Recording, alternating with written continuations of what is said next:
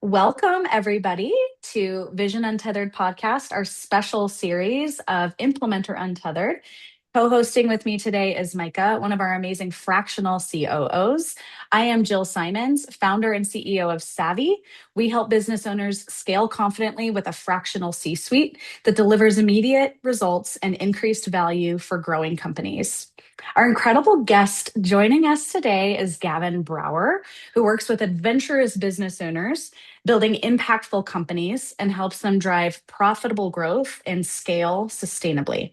Drawing on his entrepreneurial experience and background in sports psychology, he helps leadership teams create meaningful, lasting change. Gavin is also the founder of Kind Human Bicycles, where he also runs his own company on EOS. Gavin, so excited to have you here and joining us Awesome. today. Thank And you so thank you, much, Jill. Micah, my amazing co host. Yeah, Yeah, thank ready you, to get Jill. Nice into to it see you, today? Gavin. Great to see you guys. Yeah, this will be fun. So this is kind of rapid and quick, and the best of what you've got in years of experience with entrepreneurs and leadership teams. So we'll get straight to it. First, I just want to talk about what the most common pattern you're seeing, Gavin, that is holding founders back as they scale. Lately, I've been noticing and working a lot on vulnerability-based trust, Mm, which Patrick Lencioni, who is a legend and we teach a lot of his work, um, has his pyramid, which starts with a foundation of trust. And what a lot of people often miss for the first time is the difference between predictive trust and vulnerability-based trust. So mm, predictive trust is I trust I can give you the keys to my house and that when you leave, it'll be as I left it. That's predictive hmm. trust. Vulnerability based Okay. trust is can I say what I'm afraid of saying in front of my team? And that is gold when you can do that. Wow. Yeah. How do you kind of paint that distinction then with teams and maybe point out some of those patterns and ways that they're not living by that maybe they're blind to? So it naturally comes up through the EOS process. Um, Hmm. Gino, when he created EOS, built this thing that just as it evolves, you can't avoid vulnerability based trust unless Hmm. you decide to quit. Yeah. So, in working with me, it comes up in absolutely every session. Hmm. When leadership teams are meeting, if they're IDSing, so identifying, discuss, and solving issues for those who aren't familiar Hmm. with EOS. Um, if you're doing that properly with your teams, then just bringing up the issues, that's showing vulnerability based trust.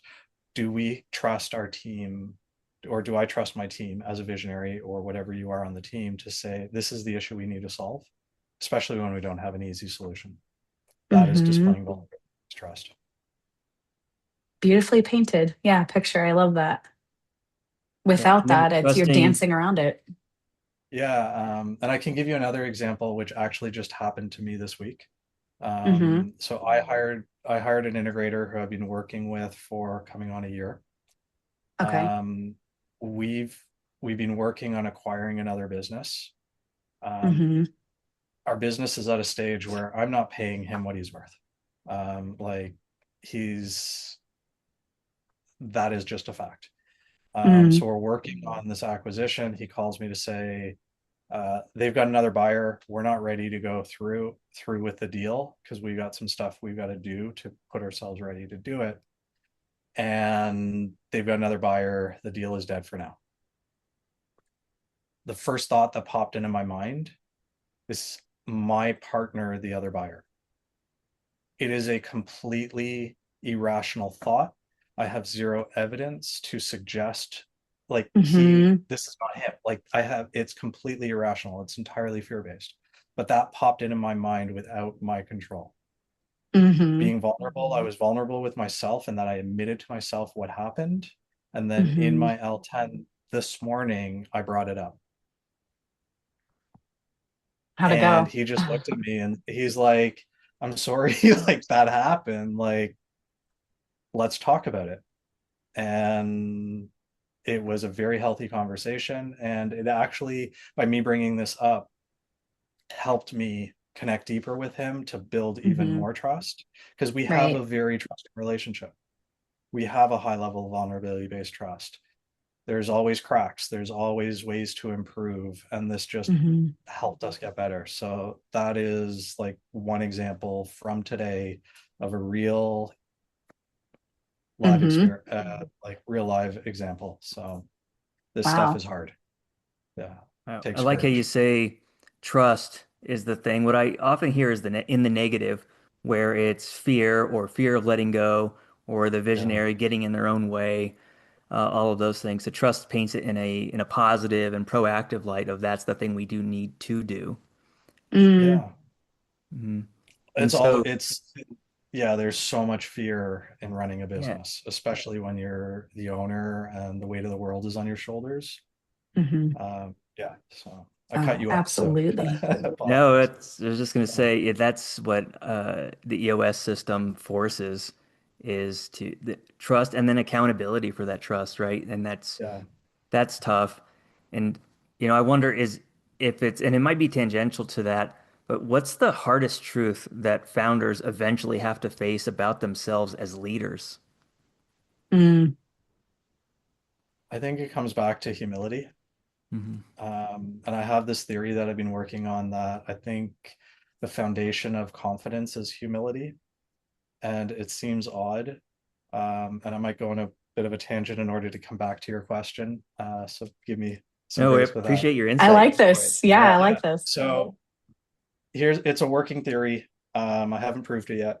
Um, what I see is, so the hardest truth is recognizing that I am human, Mm, recognizing that I will die one day. I cannot do it all. As much as I think I'm Superman and as capable as I am, there is no way that I can do everything. And I need the humility to accept that about myself in order to trust myself and the people around us. And where it comes back to confidence is the concept of humility. So often we think mm, humility is about being less than and bringing hmm. yourself down. But if you go, I looked up the definition, and the definition that I found was based on, I think it was a Greek word. The root origin of humility, I believe, was Greek, and it, or sorry, not Greek, Mm, Latin. okay. And the Latin was of the earth, which Of is the of earth. the same thing of the word human. So humility and human have the same root Yeah. word. And if I'm Yeah. correct on this, Latin is of the earth, which is a, if like the whole like Judeo-Christian, from dust to dust, and like we Hmm. are of the earth as humans. So if you think about returning to the earth, what we're really saying is returning to your essence. So humility is all about returning to your essence of who you are. And Mm, once you do that, the outcome is confidence. Hmm. And so I've been dealing with a lot of confidence issues throughout my life. I'm an entrepreneur in the bike industry, which is possibly the hardest business you could ever start. So I've got hmm. my teeth kicked in on numerous occasions. That Hmm. destroys your confidence. And at Right. first I thought I had a confidence issue. And what I realized, I had to accept that I am a human being. I had to humble myself and accept I can't do it all. Yeah. I've got to appreciate the success that I've had and recognize where there's a gap between what I want and what I've performed. I got to be Yeah. okay with that. And I got to keep pushing. That is humility. We keep pushing to get what we want, even though it's hard. At the same Hmm. time, we accept the reality of our situation, Yeah, Yeah. that's which comes fundamental back for to, leaders, right? Or you wouldn't need a yeah, team if you could do it all. Yeah. Exactly. which comes Gosh, Gavin, back I, to Yeah. confidence and and that vulnerability based trust. We've got to be like, yeah. once you humble yourself, you can start to trust the people around you. Yeah, exactly. I have to show you this video I literally watched last night. If you know Michael Brody White, he's the I don't. founder of Addictive Leadership. So recovering addict, his whole story around the masks that we wear. I would love to Mm, introduce the two of you. He's in Nashville area. We haven't been able to work together, but I've just been a huge fan, and we've, got connected through the world of LinkedIn and just thought leadership. But he shared a video last night that it's hardly ever that if I'm scrolling a little bit and need to find something, it like popped up and I'm like, when this guy talks, he's and on video especially, like he's got something to say. And it's exactly on humility and the fact that we've blown mm, humility out of proportion to be this servant leadership. Like in humility we are servants of, and so we hide behind the successes and this pedestal essentially that sometimes we can be put on. And that in turn, I don't mean for my hand to be raised here, we don't need that. Thanks, Zoom. um, this pedestal can sometimes actually keep us out of the vulnerability and the humanness to open opportunities and possibilities down the road, because we've already got it figured out, right?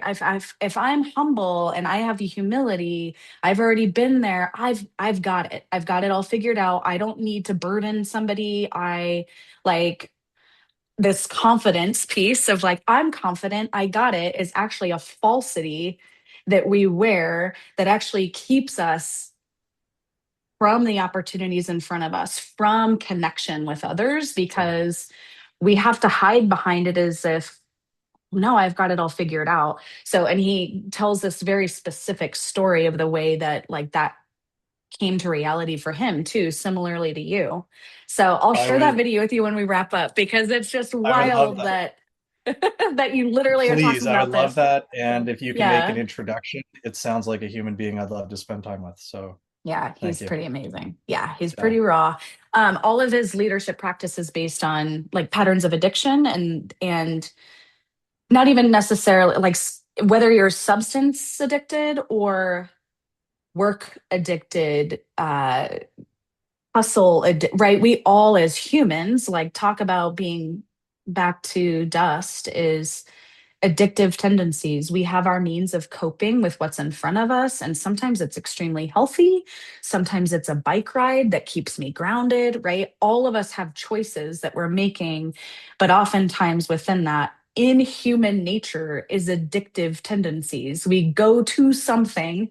And so his whole Yes. leadership coaching and training practice that they lead at Addictive Leadership is based on these masks we wear. Like, no, I don't need you. I've got it. I'm perfect. And breaking those walls down to build vulnerability with teams. So I love that it. just all kind of came together unplanned So, in this conversation.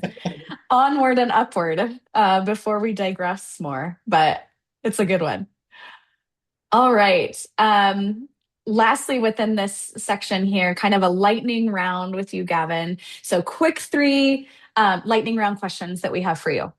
One leadership behavior founders must stop doing.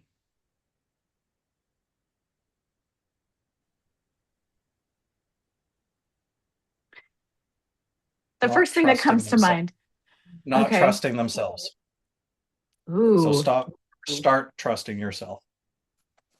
yes. One thing every leadership team needs more of. Trust. Couldn't help We're just going to myself. call this There, trust today. Yeah. yes. Yeah. Um, Okay. One so that's mistake I'm sticking with I'm founders. trusting myself and sticking with my answer. There you go. Love it. Yeah. And then lastly, one mistake founders repeat again and again. Getting in their own way. Mm, isn't And that I'm the true? king of that. So It's funny too. We can like catch ourselves in that every day too. We're like, I'm doing this to myself. Like I'm the blockage. I'm the reason. Yeah, we know it. It's We all funny. need to just take a step back every day and ask ourselves, how are we getting in our own way? Yeah. Wouldn't that just be, yeah, simple, right? In practice, Yeah. but how we get out of that. Well, I Okay. can give And you a then, if you have time, I can give you a quick story on that. It comes from yeah. Jocko Willink. So Jocko Willink talks about the need to kind of step back and gain perspective. And he gives a story where he's doing a drill where the whole team, they're like going into a room like with their guns to up to their eyes in their sights, and like they're Navy Hmm. SEALs. Okay. So they're doing this training exercise as Navy SEALs, guns up to their in like shoot mode, looking through their scope. Hmm. And they all 12 or whatever of them walk into this room and nobody's making a call. All of a sudden, Jocko realizes, I don't know how he does this, but he just stepped back, took the gun away from his eye, pointed it to the ceiling, and started looking around. All of a Hmm. sudden, he knew the right call, made the call, and everybody acted and completed the training exercises with very high skill. The moral of the Hmm. story, in terms of we need perspective in order to recognize how we're getting in our own way. We Hmm. need to take the sight away from our eye, look around, and see everything beyond that little circle that you can see Yeah, through your scope. totally. Create space. In EOS, we call that a clarity break. Hmm. Um, it is huge in helping founders, owners of businesses, visionaries, leadership team members create perspective of how you're getting in Hmm. your own way and find creative solutions for your biggest problems.